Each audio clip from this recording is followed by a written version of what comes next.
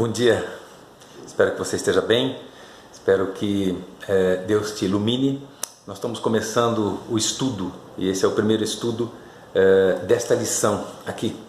Você deve adquiri-la pela Casa Publicadora, nas lojas da Casa Publicadora, e você sabe aonde tem. Se você tiver dificuldade, entre em contato com um dos anciãos da tua igreja e peça para que ele possa te providenciar a assinatura desse manual, desse livro de estudos que nós temos. É fantástico. Esse trimestre nós estamos estudando sobre o livro de Deuteronômios e tenho certeza que nós vamos aprender muito e nos conscientizar daquilo que Deus deseja nos ensinar. Que Deus te ilumine. Vamos orar? Antes da gente começar o estudo, vamos fazer uma oração pedindo a bênção de Deus. Pai querido, nós te imploramos humildemente a unção do Teu Espírito para que possamos aprender, para que possamos compartilhar, para que possamos viver aquilo que o Senhor deseja nos ensinar. Dá-nos, portanto, segundo a Tua promessa, em nome de Jesus, o Teu Espírito. Amém. Muito bem, meu irmão, minha irmã, que privilégio poder falar com você. Estamos estudando então, iniciaremos a estudar o livro de Deuteronômios. O livro de Deuteronômios é o quinto e último livro do Pentateuco e contém a mensagem de despedida de Moisés a Israel antes de entrar na terra prometida. Que legal, né? Ele, através de Deus, fez questão de passar mais ensinamentos e relembrar, deixar fixo na mente deles, do povo de Israel, os ensinamentos de Deus para que eles não esquecessem. O que isso faz você pensar? Deus deseja que você não esqueça dos seus ensinamentos. Deus deseja que você e eu possamos estar sempre lembrando daquilo que Ele deixou registrado enquanto é tempo. O livro é marcado por um senso de urgência. Moisés estava prestes a morrer e deixar seu povo, e o propósito de suas últimas palavras era, portanto, relembrar aos filhos de Israel os ensinamentos mais importantes de Deus. Olha só, o livro é uma exposição da fé israelita, o livro texto para os líderes do povo, a fim de mantê-los no caminho certo. Que Deus maravilhoso que se preocupa conosco, né? E fala ao seu servo Moisés essas palavras para repassarem a nós também. O tema, os temas desta lição que nós vamos estudar é o Deus da história.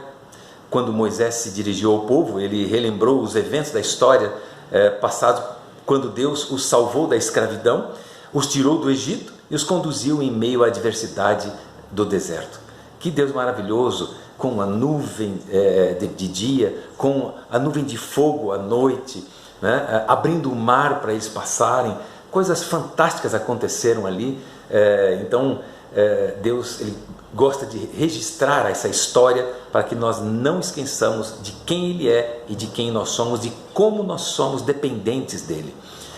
Outro tema é o Deus de amor, porque Deus é amor. Ele alcança seu povo e luta por ele. Em resposta, o povo aprende a amar ao seu Deus. Ele luta por nós, ele lutou pelo povo de Israel do passado e ele continua lutando, ele não te deixa, ele não te abandona. Isso que é maravilhoso a gente entender o quanto ele nos ama para agir dessa maneira. Outro tema, a aliança de Deus. Essa relação recíproca entre Deus e seu povo assume a forma de um acordo, uma aliança entre o Senhor e Israel. Uma aliança, um acordo. Você já pensou poder fazer um acordo com o Deus do universo? Já pensaram em poder receber da própria boca de Deus, né, dos dedos de Deus, aquilo que você deseja saber a respeito da necessidade, do que você precisa fazer para viver eternamente, novamente? Porque nós fomos criados para vivermos eternamente, mas o pecado nos separou de Deus e fez com que a raça humana vivesse como estamos vivendo hoje. Tristemente, depressivamente, por conta do pecado que separou o ser humano do seu Criador.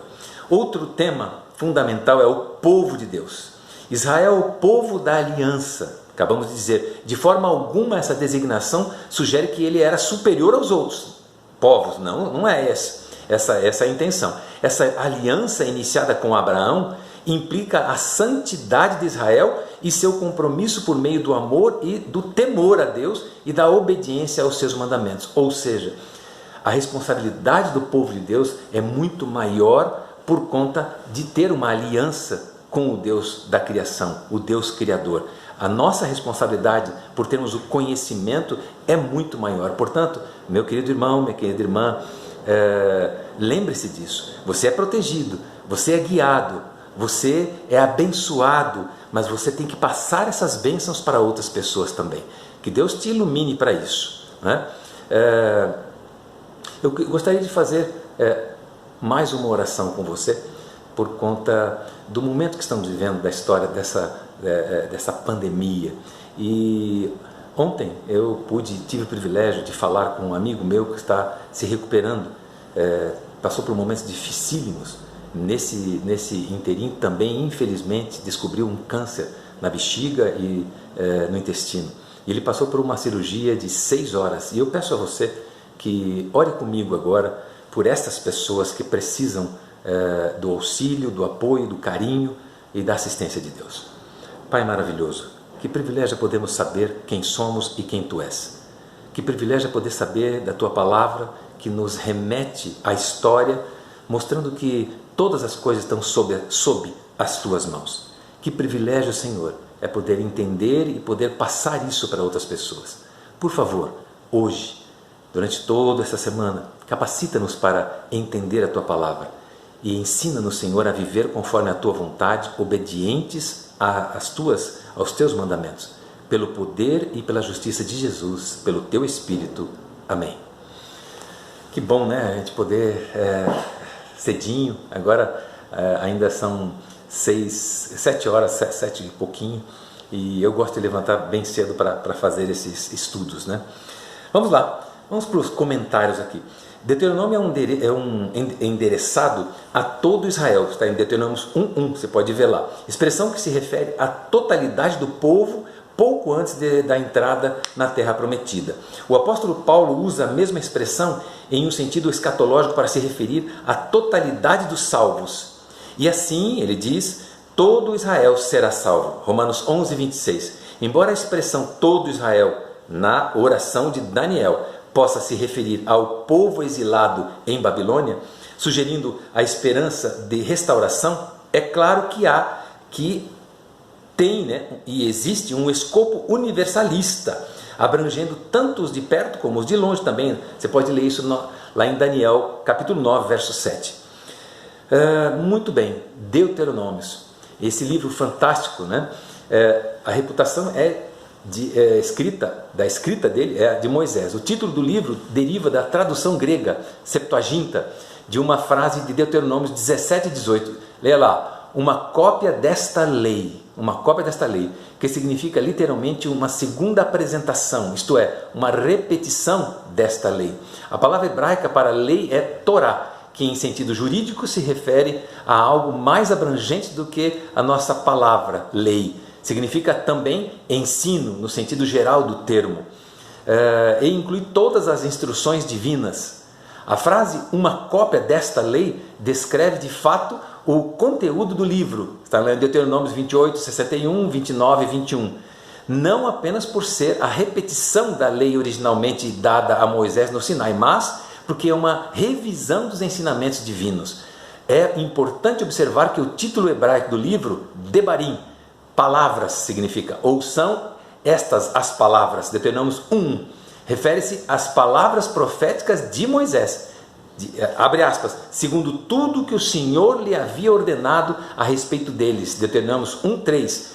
Esse título ecoa as últimas palavras do livro de Números. São estes os mandamentos, diz lá em Número 36:13. É importante que a gente saiba que esse livro Deuteronômios foi passado para Moisés através da palavra de Deus. Deus instruiu Moisés a escrevê-lo. Isso é fundamental para nós. Por que Moisés precisou repetir a lei? Fica aí uma pergunta. Diz que o bom professor repete muitas vezes os seus ensinos, porque Isso é didático, os alunos aprendem, fixam mais. E Moisés usou essa metodologia, obviamente orientado por Deus, repetindo a lei para os israelitas, porque eles tinham aprendido coisas no Egito que deveriam esquecer. Você sabe que uma criança aprender inicialmente é muito mais fácil e simples do que um adulto desaprender e aprender de novo. Então não é fácil, não foi fácil, e nós temos que nos esforçar para aprendermos novamente. Muito bem, 4 discursos. Quais são esses 4 discursos? Moisés se dirigiu ao povo em 4 grandes discursos. Cada um deles começa com a mesma frase. Diz assim: são estas as palavras, ou seu equivalente, né? O primeiro discurso é um prólogo histórico, está lá em Deuteronômios 1 a 4, capítulo 1 a 4, em que Moisés reconstituiu a viagem de Israel do Sinai até Canaã, Deuteronômios 1 a 3. O segundo é uma revisão da lei, Deuteronômios 4 até 28. O terceiro é um apelo para guardar a aliança, Deuteronômios 29 a 30. E o quarto discurso é um apelo final para ler a lei e lembrar dela, seguindo do cântico de Moisés, sua bênção e despedida antes de morrer. Está lá em Deuteronômios capítulo 31 até o capítulo 34. Que maravilha, né? 4 discursos. Alguns especialistas dizem que são 3, mas nós temos aqui 4 discursos de Moisés. O primeiro discurso fala sobre a aliança. Uma análise mais cuidadosa da estrutura do livro de Deuteronômios, à luz da literatura do Antigo Oriente Próximo, revelou uma organização sofisticada que segue o padrão dos antigos tratados da aliança entre o suzerano e seus vassalos egípcios, né? Especialmente hitita, do 2º milênio antes de Cristo, e que exige as seguintes características, né? Exibe as seguintes características. Está em Deuteronômios 1, de 1 a 5. Prefácio, Deuteronômios 1, 6 a 4 e depois 4 a 49. Fala sobre o prólogo histórico. Também Deuteronômios 5 a 11 diz sobre estipulações gerais e específicas. E Deuteronômios 27 a 28, bênçãos e maldições. Deuteronômios 29 e 30, lealdade e aliança e testemunhas. Esse é o escopo, esse é o formato, né, daquilo que Moisés havia escrito. É um padrão dos antigos tratados de aliança. Deus na história. Essa estrutura de aliança, que confirma a antiguidade do livro e sua autoria mosaica, sugere a intenção de enfatizar a aliança de Deus com o seu povo. Os eventos históricos, um lembrete das obras da salvação de Deus em favor de seu povo, e procedem e estabelecem também o fundamento da aliança desde Abraão e do Egito até os nossos dias. Esses eventos sugerem uma teologia bíblica da história que é essencialmente diferente das modernas concepções ocidentais da história. Para a Bíblia, a história não é um fluxo mecânico de eventos de causa e efeito. Em vez disso, é o resultado da presença divina e de suas ações contínuas na história da humanidade. O Senhor faz a aliança por meio de sua ação na história. Ele é o primeiro a mover-se e agir. E esses atos da história são a base da aliança. Olha que maravilha. Deus é que faz, Deus é que se move, Deus é que toma a iniciativa. Fantástico, né? Que lições podemos aprender do fato de que a mesma palavra hebraica, dabar, significa palavra e história, né? Na verdade, diz aqui o texto, a palavra hebraica debarim, palavra dabar, é o significado de debarim. O título hebraico do livro de Deuteronômios também significa eventos e se refere à história sagrada das obras divinas de salvação. O livro de Crônicas, que narra essa história do Antigo Testamento, é chamado no hebraico de Dibrei, que significa as palavras dos dias. As palavras de Deus também devem ser lidas por meio desses eventos históricos. Deus deixa registrado, através de Moisés, em Deuteronômios, toda a história do povo de Israel, para que nós possamos relembrá-la, para que nós possamos saber quem é que está no controle, na linha do tempo da história da humanidade. Muito bem, o princípio do amor. aqui vem falando a respeito do princípio do amor. O princípio fundamental da aliança de Deus com o seu povo é o amor, sem dúvida. Ele nos deu o seu Filho unigênito, para que todo aquele que nele crê não pereça, mas tenha a vida eterna. O Senhor Jesus, que veio, morreu, ressuscitou e voltou para o Pai, onde está atualmente. Você pode encontrar isso lá em Hebreus, intercedendo no santuário do céu. Que fantástico, né? Que história esse Deus deixa registrado, que amor ele deixa carimbado ali pela raça humana. Muito bem, diz assim, o princípio fundamental da aliança de Deus é o amor. O verbo amar aparece muitas vezes no livro, não apenas para se referir ao amor de Deus por seu povo, Deuteronômio 4, 7, 10, 23, mas também ao amor de Israel em resposta ao amor divino, Deuteronômio 6, 7, 10. No livro de Deuteronômio, o amor divino não é descrito apenas como uma emoção. O amor de Deus é intenso e infinito e se manifesta por meio de eventos que expressam a intensidade, a autenticidade e a natureza infinita desse amor. Por causa desse amor que criou os céus e a terra, está lá em Deuteronômio 10, capítulo 10, capítulo 4, Deus também entrou na arena dos eventos humanos e salvou o seu povo. Que maravilhoso! Deuteronômio 1 e Deuteronômio 4 fala sobre isso. Em resposta ao amor divino, Israel, o povo da aliança, é exortado por Deus, dizendo assim: portanto, ame o Senhor, seu Deus, de todo o seu coração, de toda a sua alma e de toda a sua força. Está lá em Deuteronômio capítulo 6, verso 5. O amor implica, então, que eles devem se lembrar de Deus, ouvi-lo, esforçar-se para compreender e obedecer às suas palavras, temê-lo, né, e servi-lo. Eu admiro o povo judeu, que apesar de estar esperando ainda, infelizmente, o Messias, eles lembram, eles leem as bênçãos de Deus descritas em Deuteronômio. Eu estava vendo uma youtuber, né, Aline. Ela fala sobre Israel. Ela é brasileira, ela é do Rio Grande do Sul, Porto Alegre, mas a família dela é israelense e ela é israelita, né, por religião, e ela mostra, se você quiser entrar no YouTube você vai ver, é muito interessante. Inclusive o nosso pastor Rodrigo Silva foi entrevistado por ela esses dias atrás no YouTube. Procure Aline em Israel.